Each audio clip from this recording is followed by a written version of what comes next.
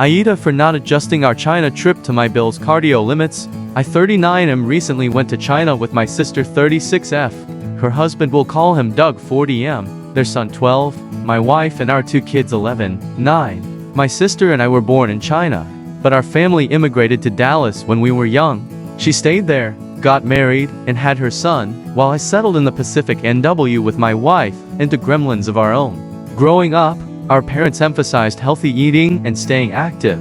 My sister and I still live that way and pass it to our kids. Doug, however, is American in every sense of that word. He grew up on ultra-processed foods. Fruit snacks were considered fruit, and he'll insist on starting up his Grand Wagoneer for any distance more than 3 blocks. He's not TLC immobile, but definitely not built for long treks. Their son just finished 7th grade and loved the ancient China unit, especially the terracotta warriors. My sister thought this the perfect time for him, being half Chinese, to visit his ancestral homeland.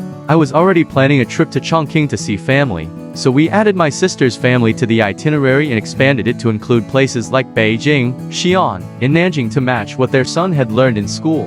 I handled most of the planning and tried to hint that a lot of walking would be involved, especially since many Chinese cities have vast transit systems and are less car dependent. Doug didn't take it seriously. Once we arrived, it was clear he couldn't keep up when we explored the landmarks. My sister often stayed behind with him, while my wife and I continued with the kids to ensure we kept up with our tour groups. It all came to a head in our final stop, my grandmother's hometown near Chongqing. This place is basically vertical stairs and steep slopes everywhere. On a particularly hot, humid day, I took the kids to the local market via a park our old family helped build. Doug insisted on coming, saying he didn't want to sit around all day. I warned it was a long walk, but he insisted. Half a mile in, he was struggling. I slowed down, but the kids kept running ahead. After we got through the park, I convinced him to take a taxi back while I continued to the market with the kids. When we returned, Doug was sulking and my sister was upset. She said I was inconsiderate for not just taking a taxi to the market. I explained that would have taken longer given the layout, and the kids wouldn't have seen the park that was part of our family history. She said she hadn't realized how physically demanding the trip would be since she let me handle most of the planning and I didn't consider Doug's limits. I agree I could have been more considerate of Doug's cardio, but not at the expense of my nephew and kids experiencing their cultural landmarks, especially since it was my nephew's first time in his homeland, and my kids' first time in Xi'an, in Beijing. They all said had an amazing and educational experience. So Aita, a commenter said, NTA. This was an expensive trip once in a lifetime for most people who could even think about going a trip like this, and you wanted everyone, especially the kids, to get the most out of it. You warned him about the walking. I will say you really shouldn't hint at these things, though. Be direct in the future. Just so you know, there's going to be a lot of long distance walking on this trip, so you might want to start practicing now. And he didn't complain. He's an adult. He can take a taxi to get around if he wants to. He knows that he's the one with physical limitations, and he shouldn't expect to let his own limitations get in the way of everyone else's enjoyment. What he should have said was, "Hey, thank you so much for planning this amazing trip. I know the kids will remember this trip forever. I should have paid more attention when you warned me it would be physically demanding. I'm sorry if I held you guys back at all. This has been a real wake-up call for me, and I'll plan to get into shape as soon as we get back to the States, so I can keep up with y'all in the future." Story to Aita for enforcing basic boundaries on my daughter's sleepover. I 42 meters. Have 2 kids living with me. My daughter Anya 17F and my stepson Noah 14M. Noah's mom passed a few years ago, and I've had full custody since. He's had a rough go of it, but he's a good kid, with his quirks. He's not antisocial or shy, but he does not appreciate having his space invaded, and when very upset, he can kinda shut down. Anya is much more outgoing and has a lot of friends. She asked to have a sleepover this weekend with 4 of them. I said yes, of course, but given that the friends who were coming were pretty loud and have a tendency to crowd Noah, I told her to make sure they don't go into her brother's room. Also to keep things down after 11, so that the house can sleep. In my opinion, these are not strict rules. To my surprise, I came upstairs to check on them at about 10. They are 17. I didn't think I needed to check on them every hour or something, and they were in Noah's room. And they looked like they'd been there a while. 2 were literally sitting on his bed, with him there. One of them was flipping through his sketchbook, another was messing with his other stuff, and they were all kind of giggling in this weird way. Noah was clearly upset. He didn't say anything or move, but there were tears in his eyes and he didn't respond when I tried to talk to him. I told the girls to get out right then, and that I was calling every single one of their parents. Anya was pretty upset with me, but I told her that I gave them to rules and they failed spectacularly. I did actually call all of their parents and sent them home as soon as possible. Anya blew up, saying I embarrassed her. I told her to go to her room, and that we would speak on this in the morning. I spent about 20 minutes with Noah, before he decided he wanted to cool down on his own, and I went back to my daughter who chose not to speak to me. It's late, both of my kids are hopefully asleep, and I'm left not knowing if I handled things right. Aita, someone in the comments said, you handled things perfectly okay. You set very reasonable rules, and your daughter decided to not care and upset Noah. I'll ground her. She doesn't care to have embarrassed Noah, but she sure cares that she couldn't get her way. What was she expecting after she broke the rules? Another commenter added, in the precedent to be set if there were no consequences. Not only for breaking the rules, but for continuing to violate someone's boundaries while they are visibly uncomfortable. She will encounter all sorts of people with different issues or trauma, and she needs to recognize when she's crossing a line. Last commenter said, one thing I want to point out is how this may be something Noah thinks about a lot moving forward in life. You stood up for him against your daughter. You're a real kid. As a teen boy living with a stepfather and stepsister, you have to wonder if he thinks you view them equally. You just proved to him that you do. He's as much your son as your daughter. You absolutely handled this the right way. Your daughter was an inconsiderate brat. Consequences. As long as you follow through and are consistent with both kids, then you're doing a great job. Story 3, Aita for throwing a cup of cold water on my naked husband. My husband has been tested for ADHD, but he doesn't have it. He has the kinds of problems that are associated with ADHD. However, he says writing lists, making a schedule, setting alarms, etc. is physically painful for him, and he'd rather just deal with occasional emergencies rather than be proactive. The specific problem, he often forgets to push the shower diverter valve down. You know, the little rod on the tub faucet that you push down to make water fill the tub, and pull up to make the water come out of the shower. For nearly 20 fucking years, I have been asking him to push that down. Since I was literally a teenager, I have been asking him to push that fucking thing down. At least twice a month I have a very unpleasant wake up or cold shower, because I turn the water on, and I get a cold spray from the shower.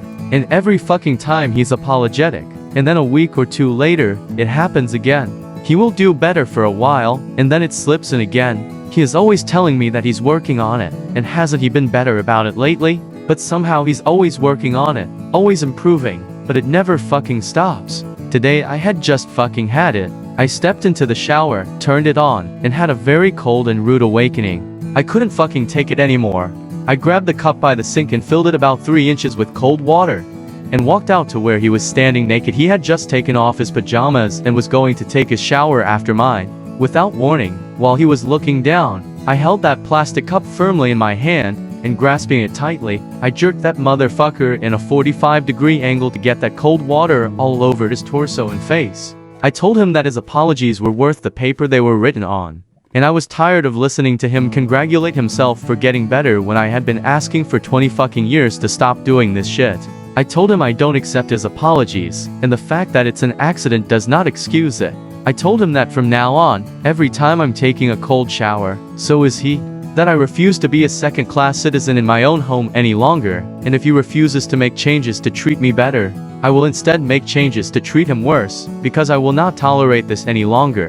I'm going to continue to surprise throw a cold cup of water on him every time I get a surprise cold shower. I'm tired of fucking begging for basic fucking respect and not getting it, with the implication that I have to fucking put up with this forever. So Reddit, I know I'm probably an asshole, but am I a justified asshole? Edit to answer the questions everyone is asking. Q.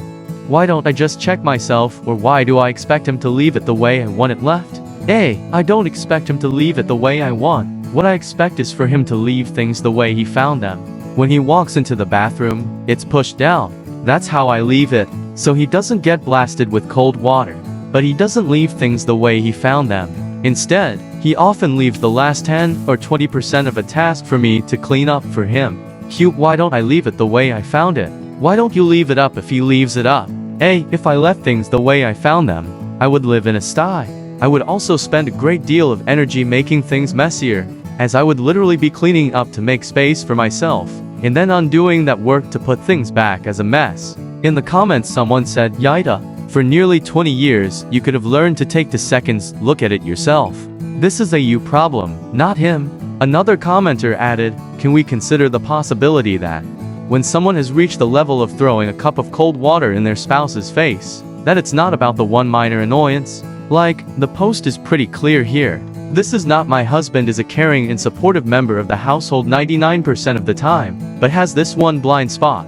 This is I have spent 20 years turning myself inside out to get this person to make baby steps and pulling his weight, and nothing ever gets better. She feels trapped and powerless, so she's behaving like a petty asshole. She should have left long before she got to this point. Story 4, Aita for celebrating my birthday without my friends after they rescheduled around babysitters again. I've 26F been part of this friend group since college. We're close and consistently hang out and have friend game nights. The kicker? I'm the only person in the group without kids. Everyone else is busy raising toddlers and infants. While it seems fair that they've been putting on more and more adults-only events, fancy dinners, wine tastings, and events, great, right? No. The adults-only events are literally during times that I'm working my restaurant shifts, evenings, weekends, because those are the times their babysitters are available. I've expressed multiple times that it would be great to have daytime events or meet during the week to do things since my schedule is very flexible during the day. They always say, oh, we'll try that for the next time, but it never happens. Last month was the last straw. My birthday fell on a Sunday, and I asked them if we could do a celebration during the day since I was working that night, and they agreed. Then the day before my celebration, the group chat exploded that they were actually now changing it to evening because Sarah's babysitter canceled, but can do 7 p.m. instead. I was so done at that point.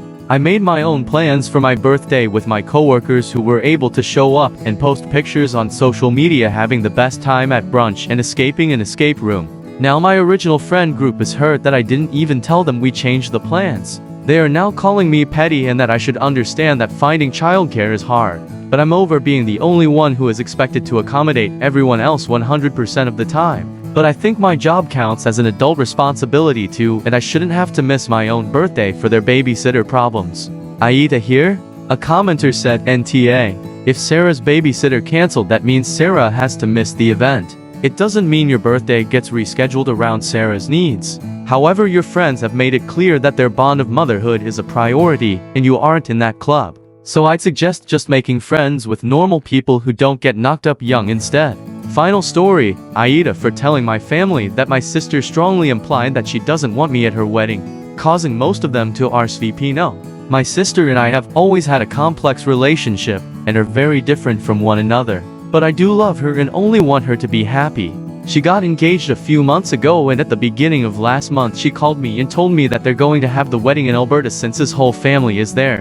Then she said that she wants me there, but would totally understand if I didn't come since I don't fly, and it's a 3- for day drive. At that moment I didn't realize she was telling me not to come, so I told that I wouldn't miss it for the world, that I would drive with our cousin and make a road trip out of it. Last Thursday I got my invitation, and when I called to RSVP I asked about the dress code. Since my dad told me that she emailed him about a certain color suit and tie so they could coordinate the pictures, she told me that I didn't have to worry about that. That it's nothing personal, but because I have stretched ears, piercings and a tattoo on my hand, I don't fit the aesthetic they're going for, so if I come we'll take pictures with just us, but I won't be in the pictures. I don't cry often, but that made me cry, and I told her that if she doesn't want me there I won't go. She didn't say anything, and we hung up. On Friday I had lunch with my grandparents and my uncle and told them about it. My grandmother got so upset that she started crying and told me that if I'm not welcome neither are my grandparents. My aunt and her husband and all my cousins are no as well, and my brother and parents are thinking about not going as well. Although it means the world that they love me so much, I feel awful, like I've ruined my sister's wedding, that I should have kept my mouth shut. Tell me, am I the asshole? Commenter said Taylor's sister has obviously not cultivated much loyalty in the family. Apparently, she's not any nicer to them than she is to you. Your sister is in awe. You did nothing wrong by telling the truth. She ruined her wedding by her attitude towards you. Sharing what she said and why you're not going to the wedding is not a crime. If she didn't want it to get around, then she shouldn't have said it. I can't even say my sister and I are friendly, but I would never, ever dream of excluding her from my wedding. You and your family should hold a party for everyone not going.